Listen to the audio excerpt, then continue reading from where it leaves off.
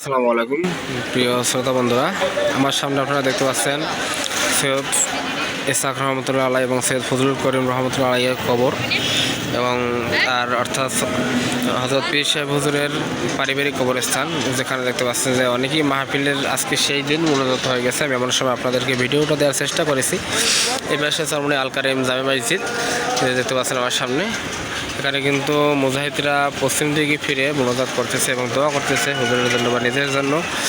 তো এই পাশে দেখতে পাচ্ছেন যে হুজুরের পারিবারিক অবস্থান, এটা হুজুরের ফুফু সহ হুজুরের মা বাবা, বর্তমান বিশ্ব হুজুরের মা বাবা এবং দাদা সহ অনেকেই কবরস্থান। এখানে যে আপনারা দেখতে পাচ্ছেন আমার সামনে যে উঁচু জায়গাটি, এটা হলো সৈয়দ ইসহাক রহমতুল্লাহ আলাইয়ের কবরস্থান, যেটি মরহুম সৈয়দ ফজলুল করিম রহমতুল্লাহ আলাইয়ের পিতা।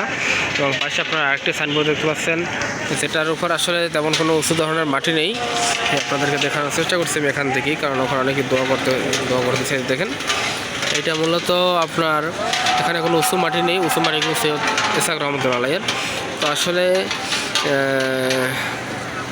অনেকেই বিভিন্ন মন্তব্য করে যে আসলে উঁচু হয়েছে, তো উঁচু হওয়ার কারণে এটা কি না কি, আসলে এখানে কোনো আমরা বেদায়তি মনে করি না সাধারণত, কারণ এখানে সৈয়দ ইসহাক রহমতুল্লাহ কবর, তার কবরের উপরে বিভিন্ন আশপাশ থেকে আমরা ওটা কী বলি না কি বলি, সেখানে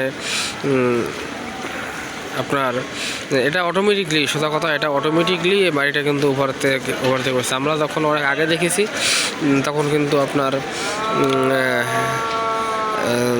কিন্তু আপনার আরও কম ছিল। তো পরবর্তীতে আমি দেখি, তো আস্তে আস্তে দেখি যে এই বাড়িটা আস্তে আস্তে উপর দিকে উঠতেছে। তো আসলে এটা নিজ ইচ্ছাই, তো আল্লাহ পাকি ভালো জানেন কেন বা কী। তো যাই হোক, আমরা উষা যে কবরটা দেখছি সেই ইসহাক রহমতুল্লাহ আসলে ফজলুল করিম রহমতুল্লাহ কিন্তু পাশেরটা। আমি কাছে গিয়ে আপনাকে দেখানোর চেষ্টা করছি। দেখতে পাচ্ছেন যে এখানে আপনার নিচে যে সাইনবোর্ডটি আছে, এটা কিন্তু সৈয়দ ফজলুল করিম রহমতুল্লাহ, এটা সৈয়দ ইসহাক রহমতুল্লাহের।